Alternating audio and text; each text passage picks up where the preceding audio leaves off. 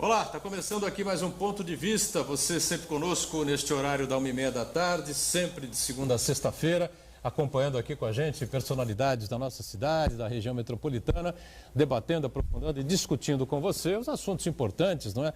Os temas que estão na pauta da Baixada Santista e os assuntos de interesse nacional também. Reprise do Ponto de Vista, você acompanha também de segunda a sexta, a partir das 20 horas, 8 da noite. E agora, com os jogos da Unisanta, a nossa reprise vai para um pouquinho mais cedo, a partir das 19h30, 7h30 da noite, depois as transmissões aqui pela Santa Cecília TV. Bom, o movimento não faltou agora nesses últimos dias, né? A tal greve geral que, a meu ver, não se configurou, foi um movimento aí pilotado pelos sindicatos, mas greve mesmo, paralisação, só por conta da dificuldade das pessoas se locomoverem e chegarem aos seus locais de trabalho. A grande maioria estava afim mais de trabalhar e garantir no final do mês, né? Tivemos o 1º de maio ontem, também com uma série de eventos espalhados pelo Brasil afora, algumas confusões espalhadas pelo mundo até, não é? A situação não anda fácil em lugar nenhum. Mas vamos analisar um pouquinho de tudo isso que aconteceu aqui pela região e pelo país. Com prazer recebendo aqui mais uma vez Rafael Moreira, jovem cientista político, mestrado e, se não me engano, já doutorado também, né? Ou está na concluindo tese? Está na tese. Está no doutoramento. Sobre o PMDB, né? Tudo bem, Rafael? Tudo bem, Boturão? Boa tarde a todos da bancada, boa tarde a todas e a todos os telespectadores. É um prazer estar aqui mais uma vez para comentar um pouco sobre a conjuntura nacional, sobre a perspectiva da ciência política. Paulo de la Rosa, delegado poeta, conosco. Mais uma vez, prazer revê-lo. Tudo bem, de la Rosa? Obrigado, Boturão, pela oportunidade. É sempre um privilégio participar dessa bancada, que hoje se vê abrilhantada pelo mestre Rafael, pelo meu querido e eterno professor Iberê, nosso jornalista intrépido e atuante Marcos Santana, e essa audiência que, cada vez que estamos aqui, o nosso nome circula a cidade e o carinho que você recebe é estendido a cada um de nós. Muito bem, obrigado, Paulo, com a gente mais uma vez. O Iberê, professor Iberê Cirda, professor de marketing político, outra vez participando conosco, colaborando aqui com a gente. Tudo bem, Iberê? É um prazer sempre estar na companhia de vocês. Hoje, em especial, revendo meu amigo Paulo, né? Fazia tanto tempo que eu não via o Paulo. Acompanho, sim, todo o seu desenvolvimento nessa área literária, que parabenizo, mas eu fico muito feliz de poder estar vendo pessoalmente. Rafael, nós já tivemos em alguns programas juntos. É um jovem brilhante, que eu acho que nós temos muito ainda a sugar do Rafael e discutirmos com ele. E o Marcos Santana, atento aí às suas participações, nosso espaço importante pelas redes sociais, não é, Santana? Tudo bem? Tudo bem, eu quero aproveitar e cumprimentar a todos aqui e parabenizar o Paulo de la Rosa pela brilhante vitória que nosso time teve. Nunca é demais lembrar, né? Verdade. Vá, Corinthians. Boa tarde a todos, boa tarde especial que nos acompanha ao vivo, Ponto de Vista. Convido você a participar do programa, mandando sua crítica, sugestão, pergunta, pelo Facebook, Ponto de Vista com Edgar Boturão, ou por e-mail, contato@pontodevista.tv.br. Para você que nos acompanha na reprise, uma boa noite. Em tempos de delações, esta vitória de domingo em Campinas está absolutamente sob suspeita, hein? Não vou dar continuidade a esse assunto de maneira alguma, assunto proibido aqui no programa, evidentemente, não é? Mas como irresponsavelmente foi levantada essa questão, eu tenho quase certeza de alguma delação premiada daqui para frente citará esse jogo nos próximos episódios, nos próximos capítulos que virão pela frente, viu? Tem dinheiro sobrando aí de lava-jato, de campanhas, enfim, viu? Bom, aconteceu um monte de coisa aí nesses últimos dias, a gente acompanhou, claro, de perto em algumas situações aqui na cidade, na região metropolitana, e a pergunta é, evidentemente, na sexta-feira nós fizemos o programa normalmente aqui, né, o Santana, e não tínhamos ainda assim um quadro muito definido sobre o que estava acontecendo. Era 1h30 da tarde, programa ao vivo, enfim, né, iam ocorrer novos episódios, uma série de outras situações que ocorreriam mais à frente, ainda na sexta-feira. Ontem foi o feriadão, 1º de maio, entrou um programa gravado a respeito de profissões, enfim, dos caminhos a seguir. Mas eu começo aqui com o Rafael, o Berê fica à vontade também, o Paulo, o Marco também, não é? Houve greve ou não houve greve?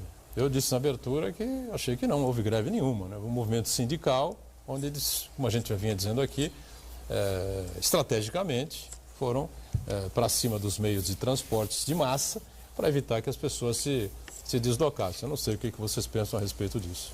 O que a gente vai perceber agora, a partir desses próximos dias, né, é que vai ter início essa disputa de narrativas em torno da greve, né? Enquanto um lado vai alegar que de fato não houve greve, o setor que participou dela vai começar a argumentar em torno da sua mobilização e da quantidade de pessoas que ela levou à rua. E os políticos também vão fazer a mesma coisa, né? No sentido talvez de canalizar aí as demandas populares de acordo com o seu interesse e de acordo com o seu cálculo eleitoral também, né?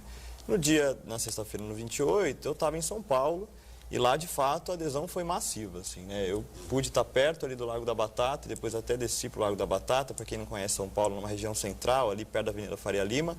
E ali a manifestação foi bastante grande, assim, foi muito grande. Apesar da chuva, tinha muita gente reunida e a manifestação partiu dali até em frente à casa do presidente Temer, que é ali no Jardim. Qual é o equívoco, na minha opinião? Não sei o que você pensa. Eu acho que talvez aí é uma questão das lideranças, como elas avaliaram que deveria ser levada adiante a manifestação, né? Essa foi apenas uma das manifestações. Né? Acho que principalmente você vira figura pública, esse tipo de coisa acaba acontecendo, né? A questão é que essa foi uma das manifestações, né? Teve uma muito grande na Praça da Sé, que caminhou até a Paulista, e teve uma na Avenida Paulista que, a partir do momento que esse pessoal que estava na Sé se incorporou, desceu para o Lago da Batata, e foi um dia inteiro de muitos atos, né? O transporte público parou, a rede pública de escolas parou, a rede privada em muitos bairros também parou, muita gente, de fato, curioso, você lembrou bem.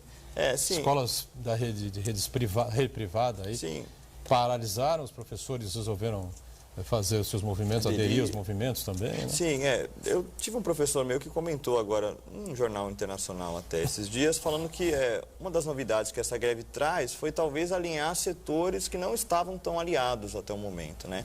Quando você consegue levar para a rua um campo progressista desse tamanho no Brasil, né, numa greve geral que, de acordo com os historiadores, talvez seja a maior dos últimos 40, 50 anos no Brasil, quer dizer que talvez mude um pouco o paradigma da conjuntura atual, né? A partir do momento que o governo federal, apesar do seu discurso, né, de diminuir a questão da greve geral, a quantidade de mobilizações de pessoas que ela levou à rua, talvez a classe política comece a sentir um pouco seu impacto a partir do momento que perceba que em 2018 a gente tem eleição, né? E aí começa a entrar a questão do cálculo eleitoral. Eu tenho a impressão que essa questão que envolve a reforma da Previdência, né, pega todo mundo meio que, né, de cheio, né, o Paulo? Eu abri o Paulo de Rosa também a participar e o Iberê à vontade aqui, e eu acho que isso acaba mexendo com gente da iniciativa privada, com gente que trabalha no poder público, essa coisa toda, acho que acaba acontecendo uma união geral por conta dessa situação e aí pode realmente ser a explicação para essa situação toda que a gente acompanhou na sexta-feira, ou não? Edgar, você sabe que eu tenho por religião o otimismo. E eu vi essa paralisação com os olhos do otimista. E explico por quê. Naturalmente, a greve, entre aspas, esteve aquém do que muita gente imaginava, mas, sem dúvida, mostrou uma certa participação. Mas eu acho que isso fica em segundo plano quando analisamos a questão dos entrevistados que estavam ali presos no trânsito, com dificuldade de locomoção ou qualquer outro impedimento do seu direito, sacrossanto direito de ir e vir. Quando entrevistados, a maioria deles respondeu o seguinte: eu acho válido a reivindicação, eu acho necessária, eu só não concordo com o mecanismo. Então, daí a gente pode absorver a seguinte reflexão: a população continua descontente com os mandos e desmandos da política nacional. Eles não estão conseguindo refletir nenhum dos anseios nossos. Por outro lado, o povo brasileiro começa a perceber que nós precisamos sim agir. Precisamos sim nos somarmos às grandes bandeiras que o Brasil necessita para que possamos viver um novo país. Mas precisamos encontrar novas fórmulas para isso. Já não cabe mais nos anos 2017, nos anos 2020, que tenhamos paralisações que impeçam a locomoção. Nós precisamos sim criar, e essa é a grande característica positiva do povo brasileiro, a criatividade, criar novos mecanismos de pressão. A sociedade está descontente e mostrou isso, consentindo mentalmente, animicamente com a greve. Porém, não aceita mais esse tipo de paralisação que, indiscutivelmente, leva desconforto a muita gente, sem que tenhamos o resultado necessário e esperado. Berê, pois não. Olha, eu tenho uma visão um pouquinho diferenciada. Eu acho fundamental, né, que se reivindique, que se coloque, mas eu não acredito que esse outro núcleo, esse outro pedaço de terra incrustado nesse país chamado Brasília, que ele tenha ouvidos para esse tipo de coisa. Eu acho que enquanto nós estamos aqui, cada um defendendo o seu ponto de vista, com os excessos que eu também não concordo, né? Mas é um direito, vamos reivindicar, não tem outra alternativa. Me parece que Brasília não ouve, né? Brasília não ouve. E, lamentavelmente, eu acho que nós temos sim, como o Paulo diz aí, de arrumar uma outra alternativa. Me parece sempre que essas coisas estão nas entrelinhas, né? O que é nas entrelinhas? Está se discutindo e poucas pessoas foram informadas suficientemente para poder tomar uma posição da reforma previdenciária, da reforma trabalhista. E você via muitas vezes as pessoas entrevistadas alegando perda de direitos que não perderam. Então é assim, falta um pouquinho esclarecer a população com mais vagar. As pessoas estão um pouco descrentes porque são atropeladas por uma série de medidas que os governos têm que fazer. Esse quer fazer a reforma da Previdência e poucas vezes você viu um debate, poucas vezes você viu até o seu representante, que estamos numa democracia representativa, não é isso? E onde é que está o meu representante discutindo? E por um outro lado, assim, nós temos que também analisarmos dia 28 a paralisação, e eu gostaria de discutir um pouco mais. Por que não vamos pensar nos 17 mil sindicatos brasileiros? Qual é a forma? Por que não vamos discutir isso? Se é cabível termos 17, se olharmos aí outros países que pouco passam de 100 sindicatos, e nós temos 17 mil, o último levantamento feito. Então, essa unicidade do sindicato também é uma outra coisa que tem que ser discutida. Quer dizer, nós não discutimos muito o país.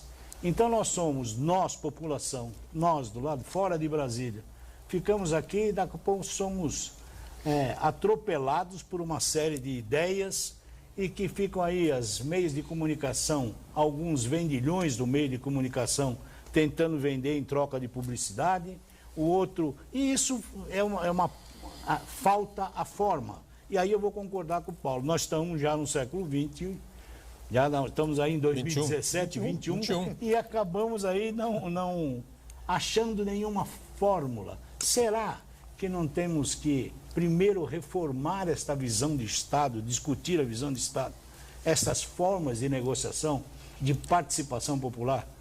Senão nós vamos ficar eternamente assim, eu não acredito, eu não vou para a rua, eu concordo sentado na minha casa e eles lá em Brasília pouco estão se lixando, porque fazem essa leitura e vão votar. Sabe como é que eles vão votar?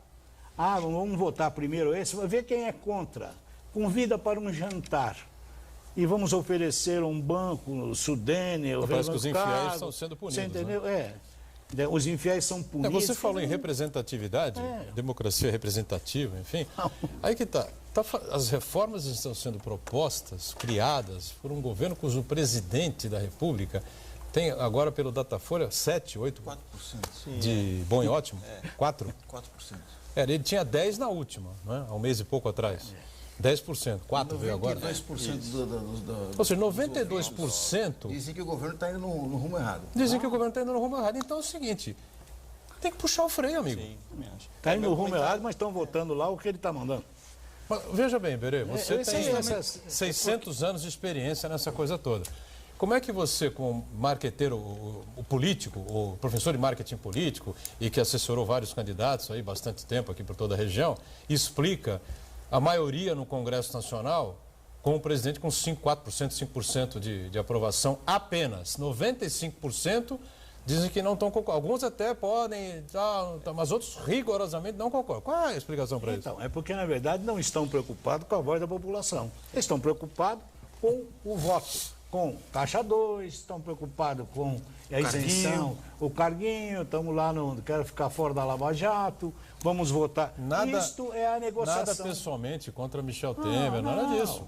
Mas, gente, pelo amor de Deus. Né? O exemplo maior. Vamos pensar um pouquinho no que está acontecendo. Como é que o Congresso fecha e aprova o que propõe um presidente que tem 5% de aprovação?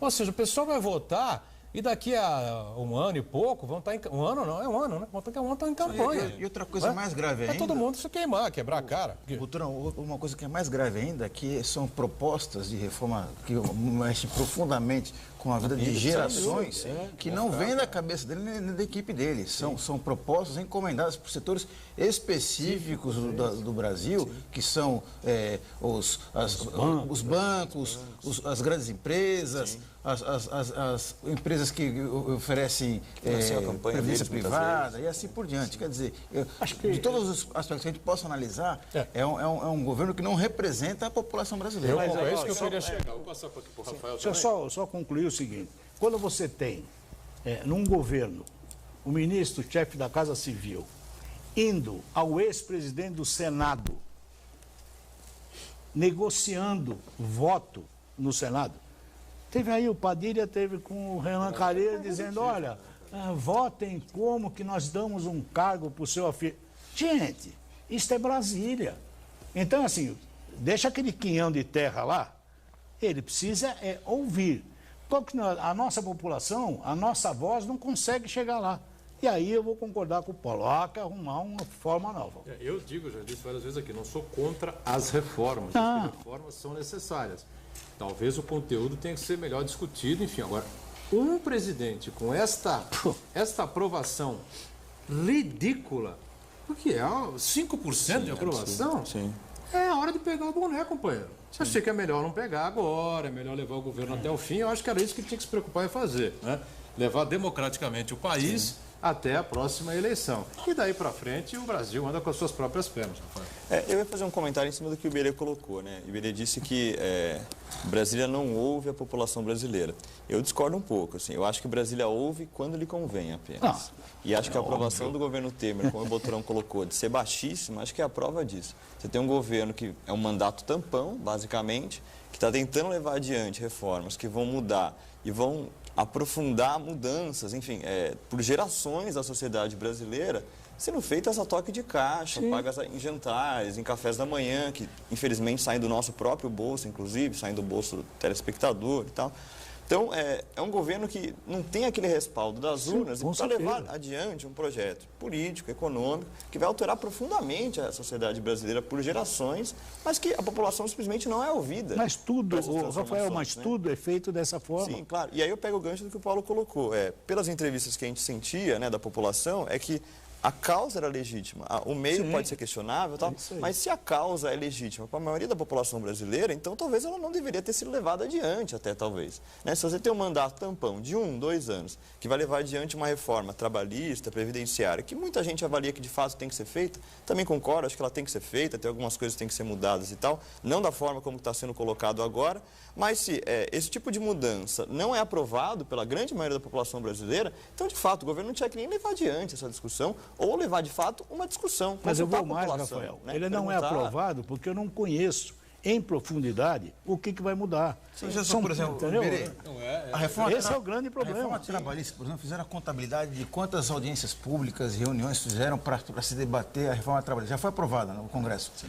24 horas apenas. Quer dizer, uma questão... Então, absurdo. Que vai alterar profundamente as relações de trabalho no país. Não pode ser... Se fosse essa aí é a proposta enviada, elaborada pela classe patronal. Se fosse a proposta da CUT, também não serviria.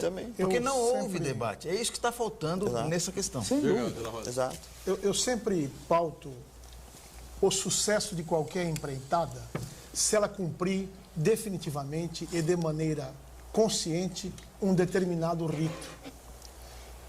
Qualquer espectro da vida humana há de seguir esse rito. E, no caso em tela, especialmente quando se trata de mudança que envolve tanta gente por tanto tempo.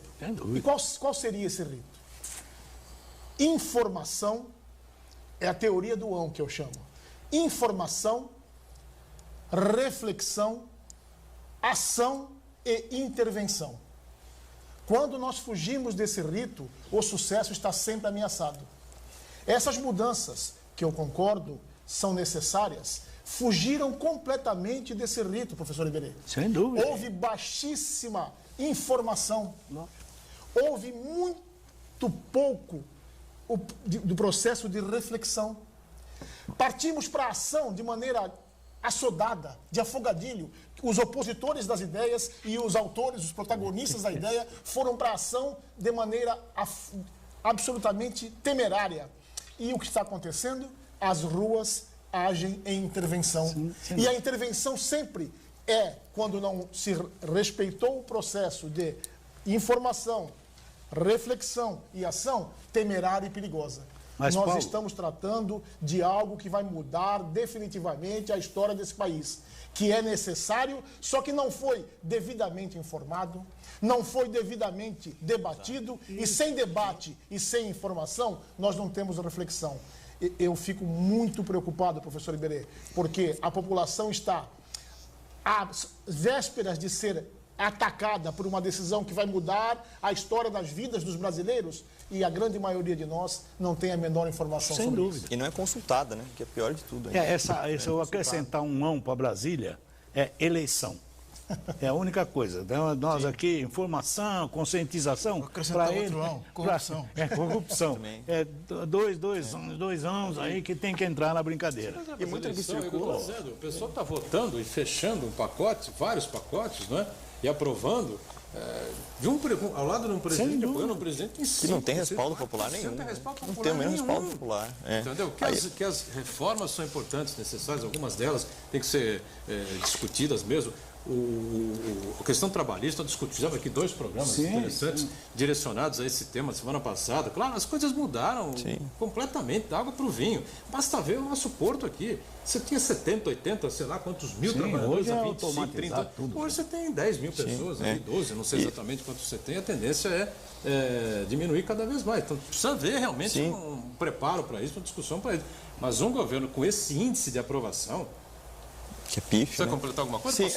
Não, só ia completar uma coisa. Assim, infelizmente, muito do que circula não é nem informação, assim, né? É desinformação, muitas vezes. Né? E tenho certeza que se a população fosse consultada sobre quais são os termos que ela tomaria como prioritários para uma reforma da Previdência, por exemplo, um dos primeiros tópicos que ela colocaria é a aposentadoria da própria classe política, a aposentadoria de militares, aquelas categorias judiciário, aquelas categorias sociais no Brasil que têm uma série de privilégios que carregam há décadas, até séculos muitas vezes, e que esses devem ser os pontos mexidos para, se quiser preencher o que eles chamam de rombo, né, na Previdência, que muitas vezes é uma falácia até. Vamos para o intervalo, a gente retoma a sequência aqui do Ponto de Vista, já.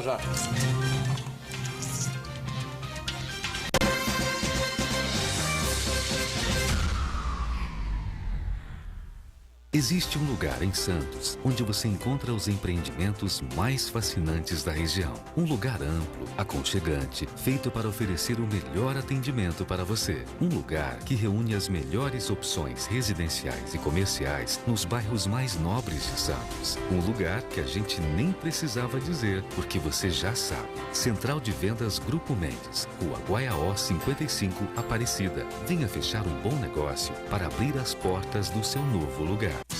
A Unisanta oferece mestrados inéditos recomendados pela CAPES e com professores altamente capacitados. Mestrado em Engenharia Mecânica, Ecologia, Direito da Saúde e agora Auditoria Ambiental. Aproveite descontos especiais e financiamento. Inscrições e informações www.unisanta.br/mestrado. Universidade Santa Cecília. Excelência em pós-graduação. Quem escolhe uma faculdade escreve um capítulo que define sua trajetória, define os rumos do seu amanhã. O aluno que se forma ou está na Unisanta se destaca no mercado. Aqui se aprende fazendo em laboratórios específicos, com qualidade comprovada nas avaliações do MEC. Somos talento, somos paixão, somos Unisanta. Vestibular Universidade Santa Cecília. Inscreva-se já.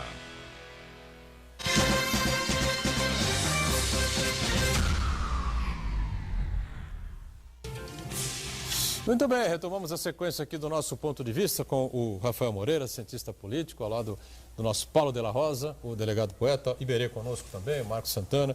Tem participações chegando, já a gente abre espaço aí para o pessoal que quer participar com a gente. E eu queria discutir um pouquinho também, né? Abrir lá Paulo de la Rosa na ponta, que é, evidentemente, delegado, está aposentado do cargo, enfim, mas tem larga experiência na segurança pública. Porque muitas reclamações aconteceram, tem sindicalistas, aí, sindicatos indo ao Ministério Público, lavar denúncias contra a atuação da Polícia Militar, enfim, né?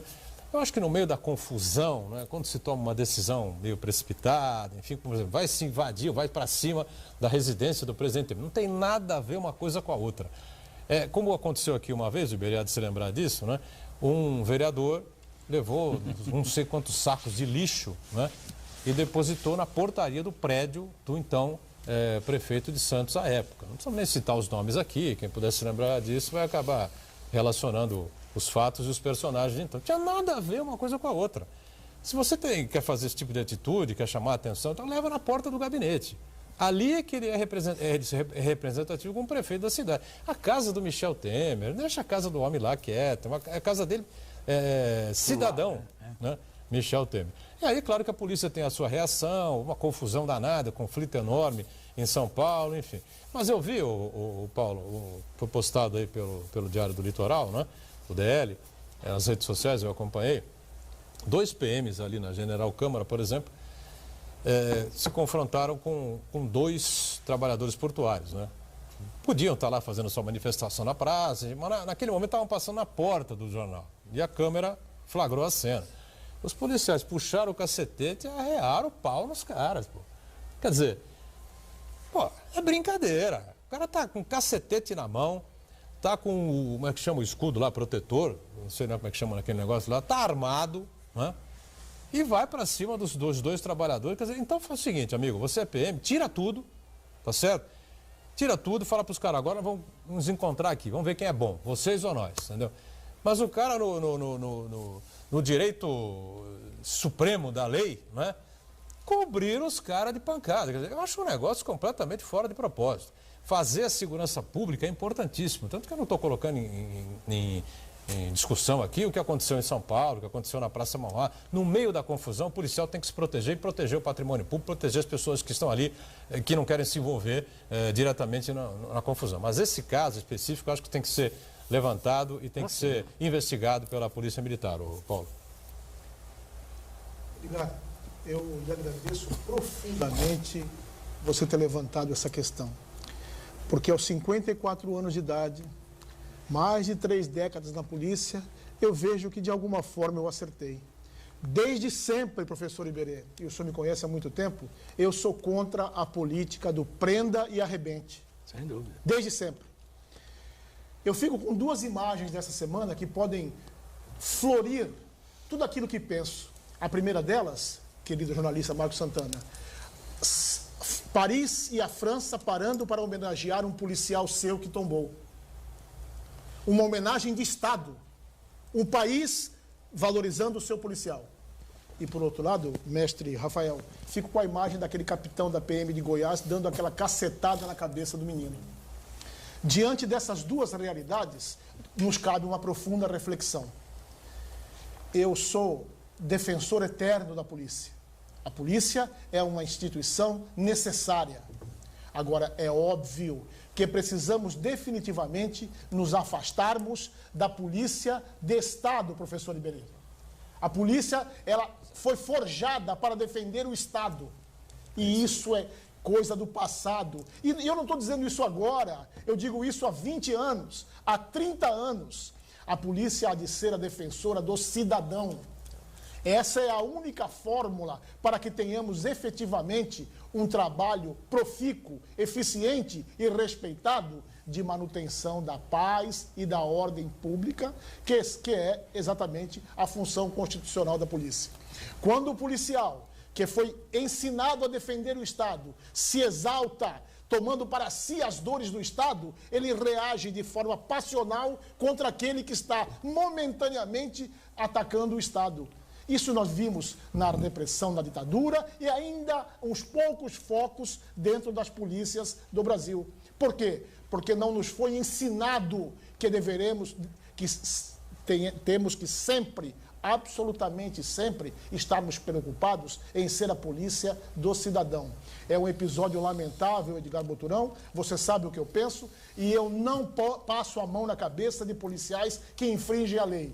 E fica aqui o meu pedido. A grande maioria de heroínas e heróis que compõem as polícias do Brasil.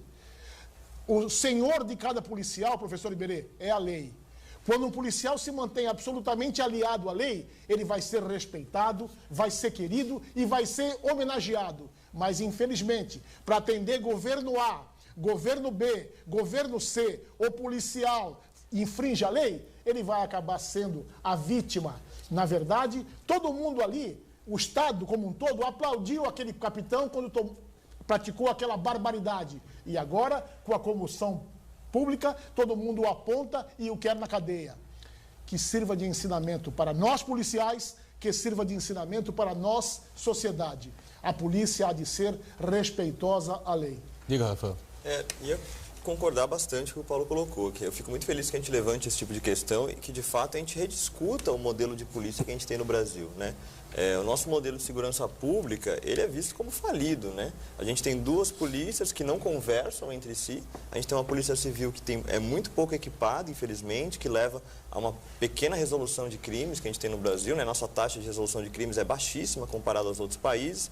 E, ao mesmo tempo, a gente tem uma polícia que, como o Paulo colocou, carrega resquícios aí que vêm desde a ditadura ou até antes dela, né? Uma polícia que é de Estado, muitas vezes, que se comporta tanto como polícia como quanto juiz, né? Ela se acha no direito de matar uma determinada pessoa simplesmente porque ela está ali e viu alguma coisa, né? E não, ao invés de prendê-la e levá-la para um juiz, enfim. A gente tem até algumas questões que são levantadas internacionalmente sobre a polícia brasileira, né? A ONU, mais uma vez, já recomendou que o Brasil rediscuta esse modelo de segurança pública que a gente tem. A gente tem pesquisas que mostram que até dentro da polícia militar, a grande maioria dos policiais militares também acha que esse modelo deve ser discutido, porque da forma como ele está colocado hoje, né, a gente tem uma polícia que vive num fogo cruzado com o crime organizado e morrem tanto policiais, quanto criminosos e quanto gente inocente no fogo cruzado. Então, é um modelo que já está falido, de fato, que vem assim há décadas, né, de fato, e que precisa realmente ser discutido, né? A gente precisa começar a encarar de frente essa discussão e levar adiante, não ter vergonha de levar adiante essa questão, que o nosso modelo é falido, infelizmente, que a gente tem que mudar esse modelo de segurança pública que a gente tem por causa desses resquícios que ela carrega, ou desde a ditadura militar, ou até antes do Estado Novo, né? A gente tem algumas práticas aí da polícia que vem desde o Estado Novo, do Getúlio Vargas. Miller, né? Sim, é uma coisa que é histórica, que a gente sempre teve muito medo de encarar de frente. Mas que qualquer país que se propõe a ser um dia desenvolvido tem que discutir de frente, né? Por que a gente tem uma polícia que é aquela que mais mata no mundo e por que toda manifestação tem gente inocente que tentando fazer uma manifestação até pacífica e que acaba se machucando no fogo cruzado. Mais mata no mundo e a criminalidade e o crime organizado. Um dos Cada dia maiores cresce também mais. do mundo. Mas Sim. o que é preocupante, o que o Paulo levantou e o Rafael está ressaltando, é que esse modelo de polícia que nós temos, que julga, condena e executa a pena, mas o mais preocupante é que uma parcela significativa da população apoia esse tipo de postura. Como se fosse uma coisa, um fenômeno da natureza, como se fosse uma coisa aceitável. Quando acontece algum tipo de erro, algum tipo de erro, até falha, acontecer com alguém da família. Algum equívoco, exato. É uma perda aceitável. Exato. Porque na grande maioria das vezes, o erro policial é sempre com as parcelas mais discriminadas, mais periféricas da população, as minorias, os negros, os pobres e assim por diante. Enquanto esse tipo de mentalidade... Um desses portuários que apanhou, você tem razão, realmente era negro. Sim. O outro eu não tenho certeza absoluta. Né? Estatisticamente é bem isso, assim, né? A grande população carcerária nossa brasileira é formada por negros, né? A grande massa da população carcerária nunca foi julgada. E até pessoalmente me assusta, por exemplo, eu vejo pessoas no meu círculo de amizades nas redes sociais dizendo que o policial que praticou aquela violência merece uma camiseta de apoio, etc. e tal, né? Quer dizer, e é uma pessoa que eu julgava esclarecida, que teve uma parcela privilegiada da população que deveria ter uma consciência melhor com relação à função da polícia e com a questão da violência policial. Precisa tomar cuidado porque um dia acontece na sua casa, né? Na sua família. Aí você vai achar um absurdo, criminoso, vai querer ver o policial preso ou coisa pior até.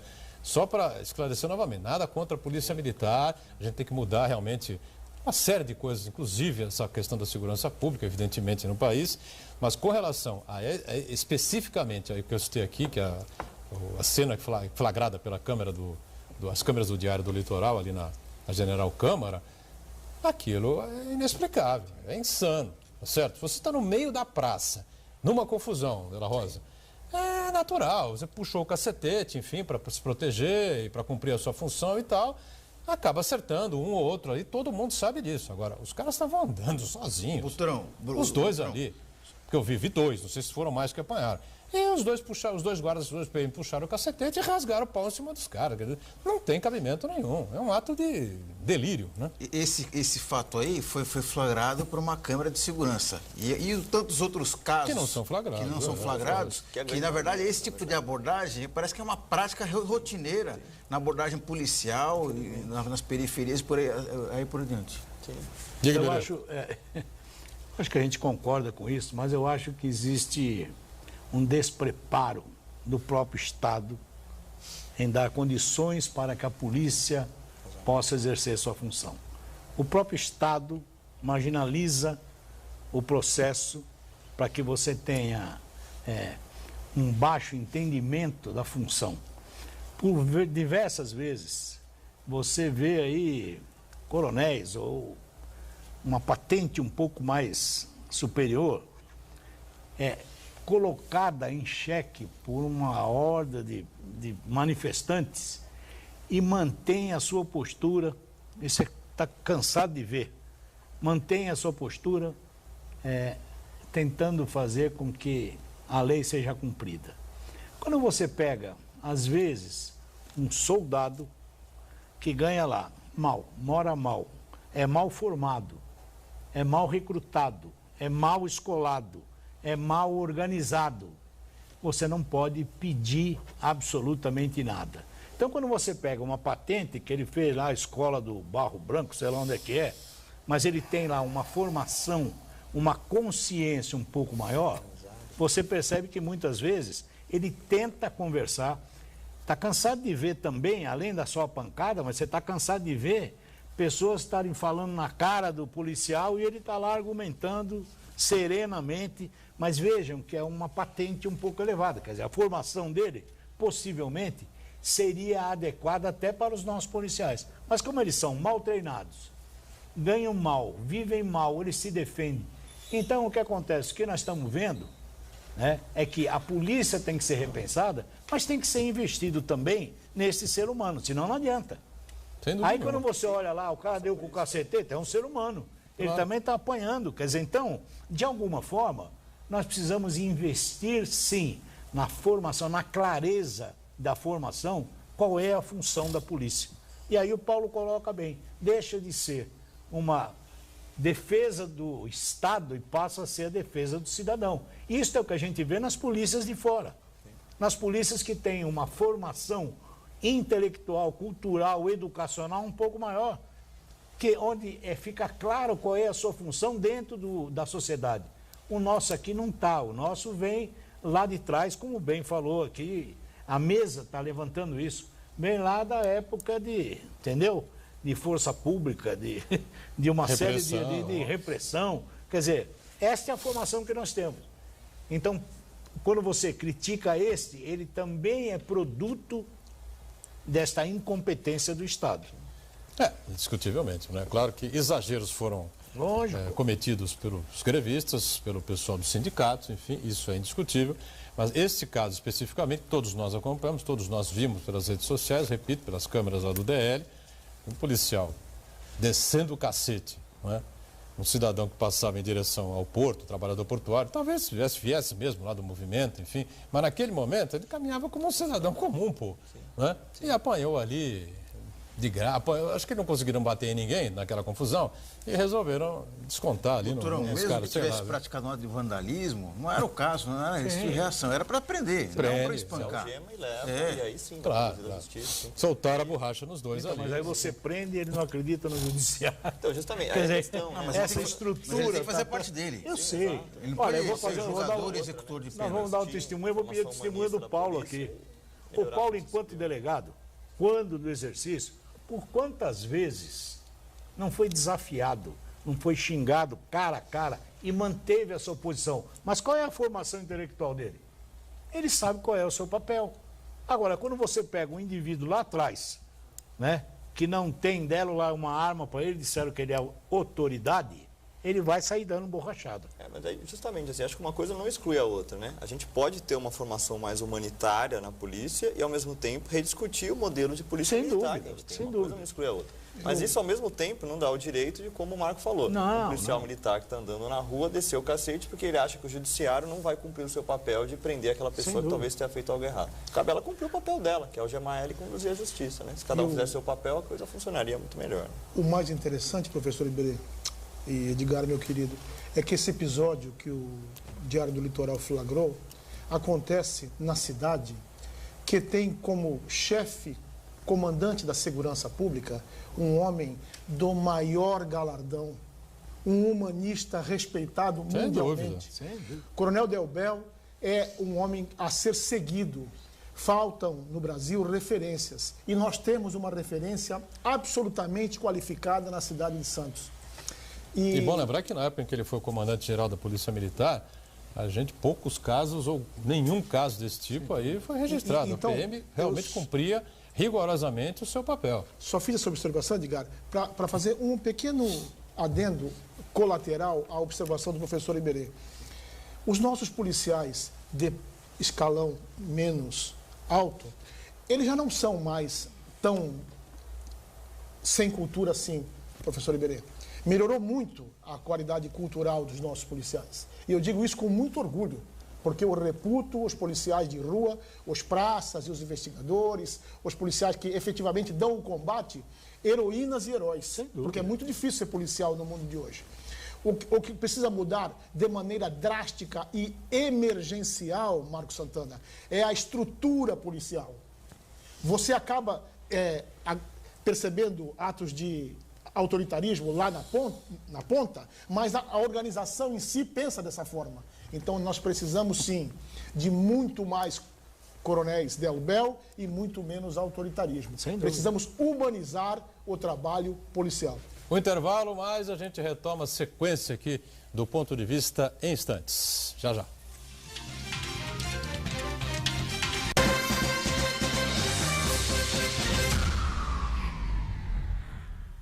Existe um lugar em Santos onde você encontra os empreendimentos mais fascinantes da região. Um lugar amplo, aconchegante, feito para oferecer o melhor atendimento para você. Um lugar que reúne as melhores opções residenciais e comerciais nos bairros mais nobres de Santos. Um lugar que a gente nem precisava dizer, porque você já sabe. Central de Vendas Grupo Mendes, Rua Guaiaó 55, Aparecida. Venha fechar um bom negócio para abrir as portas do seu novo lugar.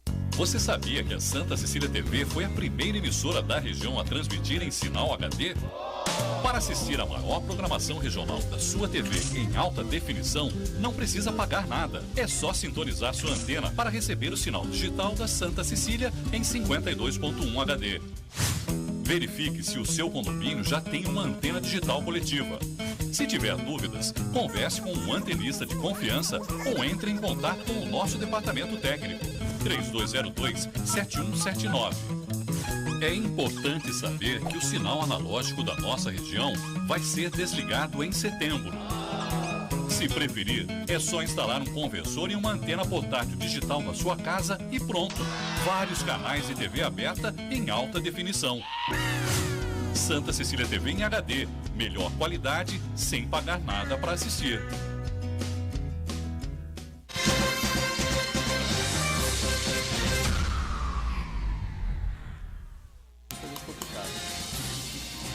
Bom, muito bem, a gente volta aqui com a sequência, não é? E justamente para falar a respeito da sequência, o que vai vir daqui por diante, não é? Tivemos as manifestações ontem do 1º de maio, normais, todas aquelas manifestações e a greve na sexta-feira. O presidente Michel Temer disse que não aconteceu nada, as votações vão continuar, são importantes, repetimos aqui o que já dissemos o programa inteiro, não é?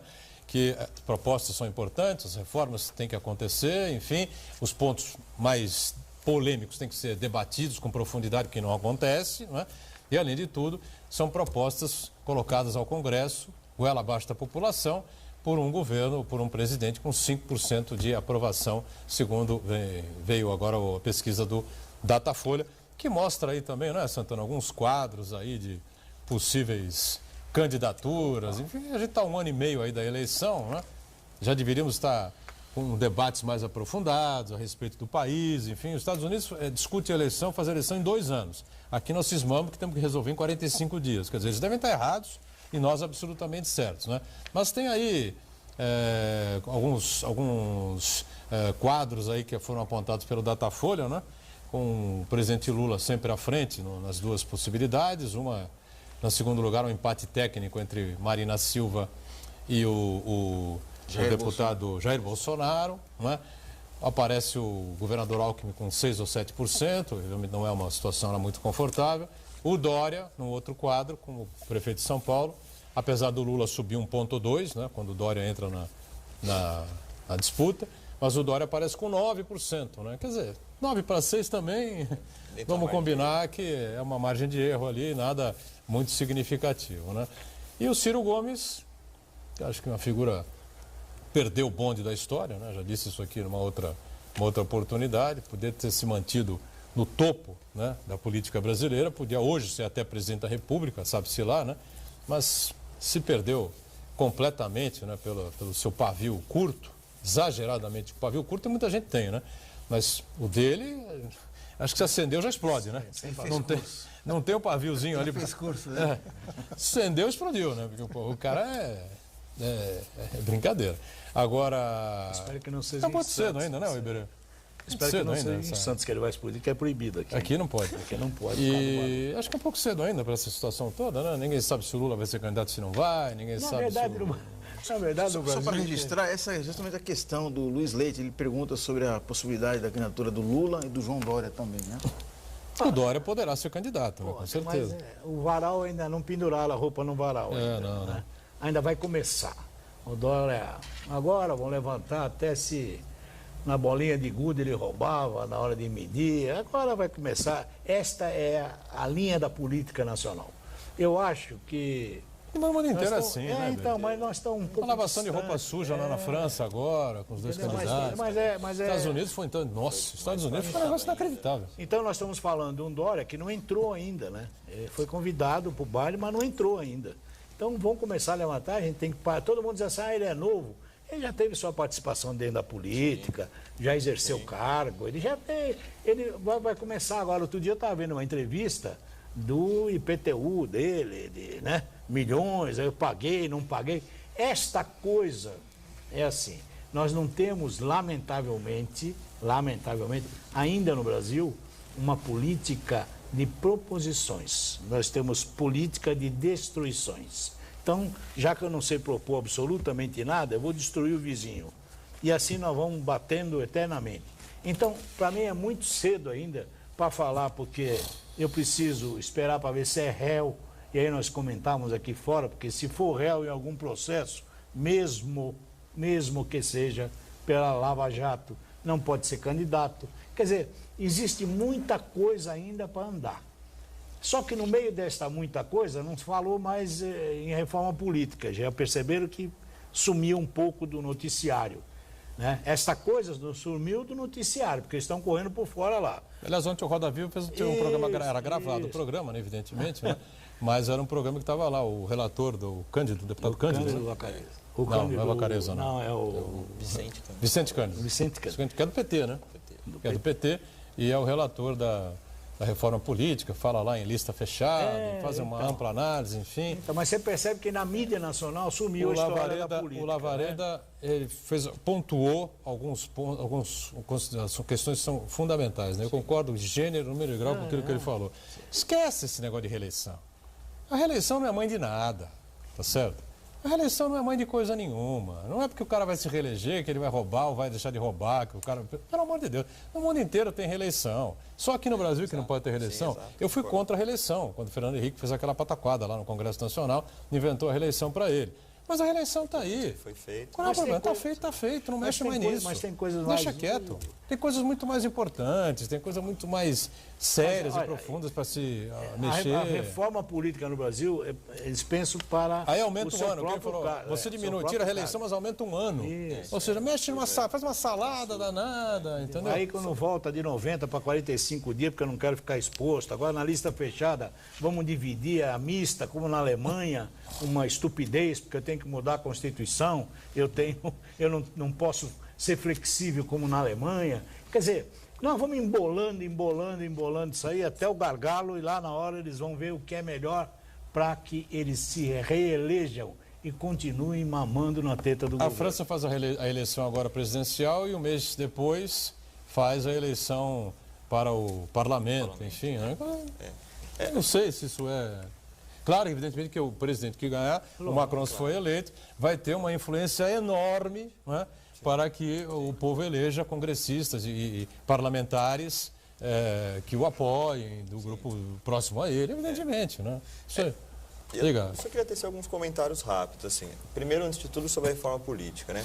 Eu acho que sobre a questão da reforma política, a gente fica muitas vezes num debate um pouco genérico demais, eu acho, e falta um pouco a gente entrar em cada questão que está sendo discutida sobre a reforma política, né? Porque muitas pessoas reivindicam a reforma política, acho que de fato a gente tem que mudar uma série de questões, mas a questão é, o que é reforma política? Para mim, muitas vezes não é a mesma coisa que é reforma política para a maioria da classe política brasileira, né? Eles dificilmente vão mover algum palito ali, alguma questão que vá prejudicá-los no futuro, enquanto que essa talvez seja a reforma política que seja aquela que eu reivindico. Por exemplo, o fim de coligações... No futuro próximo, né, aliás, né? Sim, talvez o fim de coligações proporcionais nas eleições, enfim, há uma série de questões que tem que ser discutidas de fato. O voto de recall, né? O voto de desconstituinte, tem um monte de coisa. A gente não pode discutir a reforma política de uma maneira mais genérica. Aí voltando à questão das eleições de 2018, eu acho que é muito difícil a gente começar a fazer previsões desde já, num cenário extremamente volátil que a gente vive, por conta de um fator de incerteza que é muito grande, que é a Lava Jato. A gente não sabe quem vai estar preso e quem vai estar solto na semana que vem. Então, como é que a gente vai discutir quais vão ser as candidaturas possíveis para 2018, sendo que semana que vem metade desses candidatos pode estar preso, porque a gente vai descobrir alguma coisa que talvez a gente até sabia, mas que não era exposto. E queiram ou não queiram, gostem ou não gostem, com o Lula candidato, a campanha eleitoral tem uma cara, um jeito, enfim. Sem o Lula disputando a eleição... O PT não terá absolutamente ninguém para colocar como cabeça de chapa. Então muda tudo. Eu só vou disputar com a barba do Paulo branca. Mas os meus cabelos brancos dizem o seguinte, viu? Nós não vamos ter essa coisa de Lava Jato. Vai se dar um jeito e todo mundo está apto a disputar um novo mandato. Mais para frente nós vamos discutir. Eu tenho muito essa visão. Então está se fazendo de tudo. Absolutamente de tudo. Não, no Congresso. Está fazendo de tudo no Congresso. É eles que vão fazer. Não é aquilo. Mas o Moro, o pessoal de Curitiba, não está pensando muito assim, não. Não, eles estão lá, vão arrumar jeito. E aí acho que seria legal a gente fazer a discussão em cima, talvez, dos candidatos e dos partidos que estão se colocando. Sem dúvida. Né? Por exemplo, o PT tem essa questão da incerteza em torno da candidatura do Lula, se ele vai estar preso ou não e tal, como o Boturão colocou. O cenário muda muito com a presença ou não do Lula, gosta ou não dele. O PSDB, até 2 anos atrás, vinha numa disputa interna fratricida entre o grupo de Serra, Alckmin e Aécio, porque Aécio tinha tido o melhor desempenho em segundo turno que o PSDB tinha tido em muito tempo, Serra teve esse sonho aí eterno dele de chegar à presidência da República, e Alckmin não pode ser candidato a governador na próxima eleição. Então os três ali disputavam qual ia ser a candidatura, porque já se previa que em 2018 uma candidatura do campo da direita teria muita força por conta da onda conservadora que o Brasil vive aí já há uns 2, 3 anos. A questão é, isso mudou muito de uns tempos para cá e de maneira muito rápida até, como a gente estava falando aqui. A candidatura Dória surge da noite para o dia em São Paulo e da noite para o dia ele vira o candidato à presidência da República de um dos maiores partidos do Brasil. Eu acho que o Alckmin não estaria descartado ainda não. Sim, eu não descartaria não. Acho que Serra e Aécio... Sim, eu acho que sim. Já fora do jogo, completamente. Parado, sim. Mas aí tem outras candidaturas que a gente não sabe se vão se colocar ou não, como a gente estava falando, né? Ciro Gomes tenta se colocar a todo custo como candidato à presidência da República pelo PDT, mas como vocês falaram, tem um pavio curto, vive pulando de partido em partido, tem um projeto de Brasil que ele tem, que é muito semelhante até ao projeto do PT, né? De conciliação de classes, de alianças pragmáticas eleitorais e tal.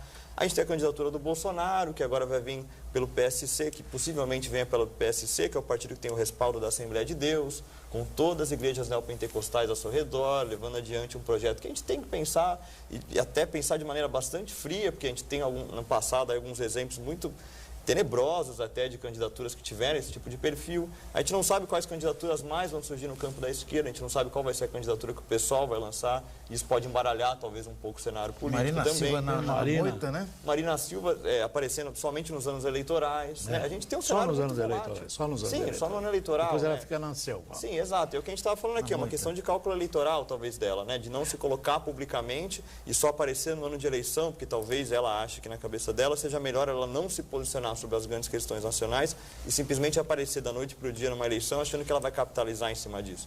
Pode ser que não seja tão assim. O eleitorado agora já tem uma certa restrição a esse tipo de postura. Né? Daquele candidato que só aparece a cada 4 anos para falar que tem a solução milagrosa para o Brasil, quando na verdade a gente sabe que não existe solução milagrosa. Né? Todo candidato que surge assim da noite para o dia, a gente sabe no que deu.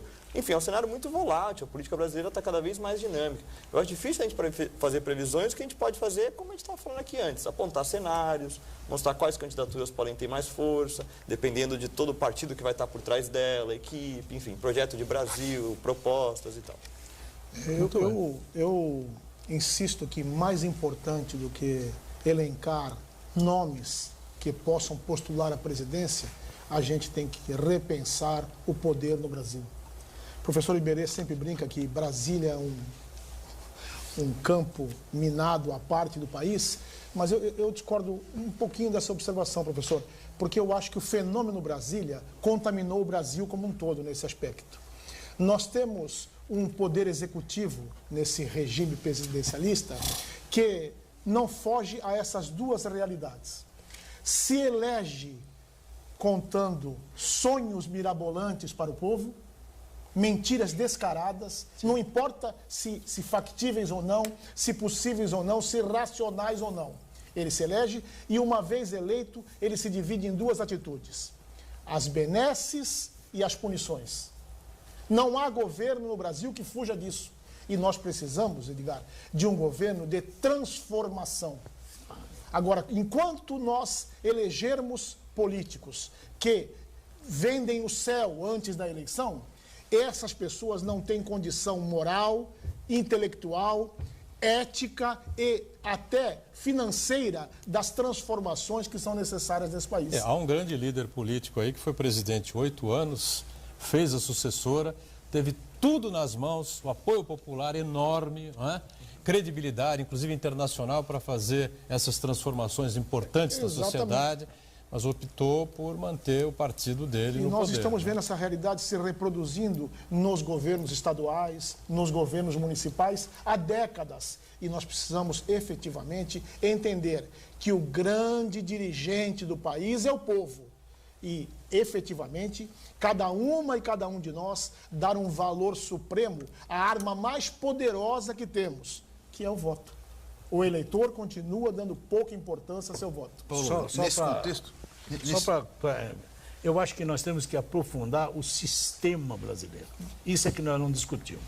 Justamente isso. Nesse contexto, a gente está debatendo nomes, né, que são o candidato a presidente e foge ao eleitor comum a análise criteriosa com relação ao parlamento. Exatamente. Porque em 2018, em nome do governo de coalizão, independente de quem ganhe, vai ter que fazer alianças espuras, inclusive, e provavelmente o partido mais votado vai ser o PMDB. Sim. A gente tem essa política, infelizmente, extremamente personalizada no Brasil, né? A gente costuma colocar peso demais no poder executivo e de menos no poder legislativo. Agora, a população tomar consciência de que o poder legislativo também tem o seu papel, também legisla, também pauta a agenda política, seja o presidente que estiver no poder, ela vai ter noção de como funciona de fato o sistema político brasileiro. Então, por isso que toda eleição eu sempre recomendo. Pesquise seus candidatos ao legislativo da mesma forma que você pesquisa ao executivo. Vá atrás das suas propostas, veja aquilo que ele está promovendo, veja qual é o histórico daquele candidato, veja quais são as forças que o apoiam, veja a formação daquele candidato também, muitas vezes. Não diga que vai simplesmente votar naquela pessoa. Discuta com a família, com os amigos. Não vote simplesmente naquela pessoa porque você conhece ela ou porque ele mora na sua rua, tal. Não, vá atrás, discuta política, veja quais são as agendas e as bandeiras que ele levanta, enfim. Muito bem, finalzinho do programa, só para não deixar passar aqui, né? Resgataram recentemente nas redes sociais uma frase das mais interessantes do fundador de Brasília, do criador de Brasília, né? Que foi o arquiteto Oscar Niemeyer, né? E ele dizia, aos 103 anos de idade, acho que foi em 2006 isso, né? Que ele só lamenta profundamente ter feito Brasília, né? Como um avião, né? No formato de um avião. Deveria ter feito Brasília no formato de um camburão. Isso foi uma frase de Oscar Niemeyer aos 103 anos, ou seja, estava extremamente decepcionado com aquilo que via, né? Como nós todos, né? Rafael, obrigado. Paulo de la Rosa, valeu mais uma. Iberê também, sempre com a gente aqui, com o Marco Santana, que está conosco diariamente, acompanhando a sua participação. E a gente juntos, de segunda a sexta, 1h30 da tarde, o programa é ao vivo, com a reprise às 8 da noite, agora, durante os Jogos da Unisanta, às 7h30 da noite. Valeu, obrigado.